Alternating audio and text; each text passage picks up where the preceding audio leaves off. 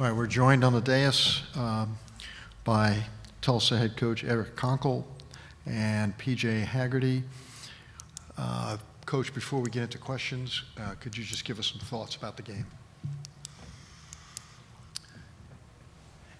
You know, we came into this game talking about the few things that we needed to do. We played East Carolina, second game of the conference season, so it was a very long time ago, but just in watching them, we knew three things. We were going to have to take care of the basketball, we were going to have to protect the paint, and we were going to have to play with a level of toughness. And we took care of the basketball really well. Just 8 turnovers.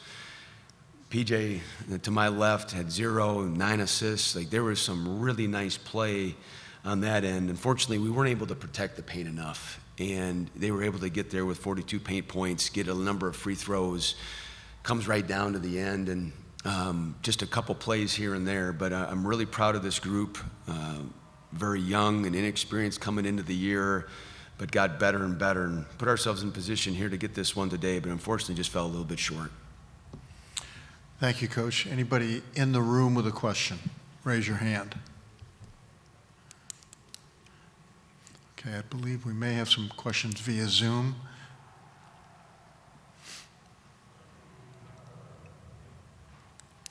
You can just use the raise hand feature on the Zoom if you have a question. And go to to Steve and I go, please.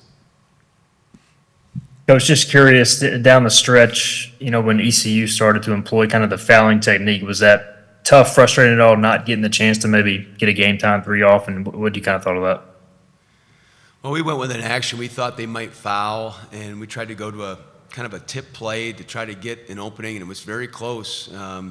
Can kind of go either way. Thought we were going to get it out of our hands, but they called the foul, and then we tried to play the long game with free throws and even a design free throw miss and so forth, but give East Carolina credit for executing that.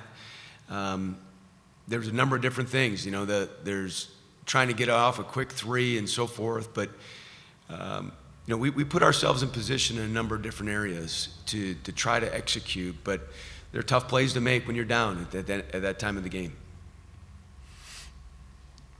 Next to Patrick Mason, please. For PJ, the first time you guys played ECU, you had a nice game, and then today, obviously, 29 points, a bunch of assists. What is it about playing them that you're able to find some success? Just reading the defense, just seeing how they play, just looking for my teammates, trying to get them good shots, and then when you get them good shots, everything just, it just opens up for me, allowing me to get in the paint, get some shots, and just things like that.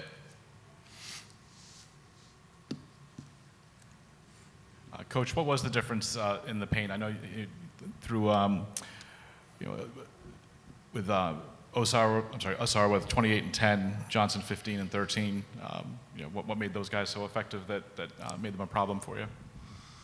Well, they used the whole clock, and they kept running action to try to find their way there. Of course, they got some offensive rebounding that hurt us, but even just late clock plays of them either getting fouled and where we got a little bit undisciplined with our arms and so forth, but we were trying to make plays too, and we've been a team that's been able to get steals and get deflections by being aggressive there. But again, give them credit for some of the things that they did, but just their overall attack. Didn't shoot a number of threes. We went to the zone for a little bit just to try to keep them in front, but they were bound and determined just to keep fighting for the paint. And it's something that they've done most of the year.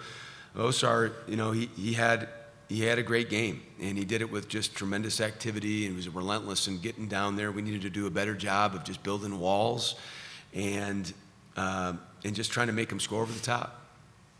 Right here in front, Coach.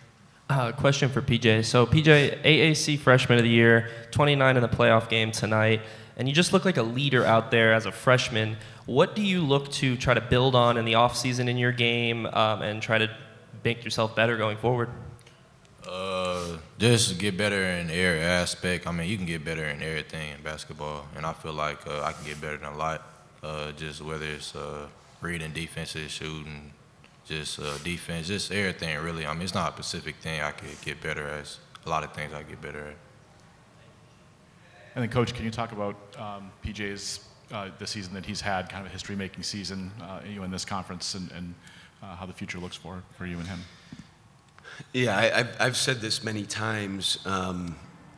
Clearly he was the American Athletic Conference Freshman of the Year for the number of things that he did, but he got better and better as the season went on. I'm very, very proud of him. I think about the conversations we had in the recruiting process and all the different types of things that we talked about doing, and he's really delivered. And you'd mentioned about his leadership, his maturity at a young age, and he's got just an everyday way about him that I think serves him so well. Not a guy that's going to get super, super high and super, super low, just is a grinder and a worker and is trying to get better and better. I know I had to submit my my NABC voting, and I take these things very seriously. But I voted him for Freshman of the Year. I really think he is. You look at his numbers over the course of the year and what he meant to our team in the competition that we had and how competitive we were as the year went along.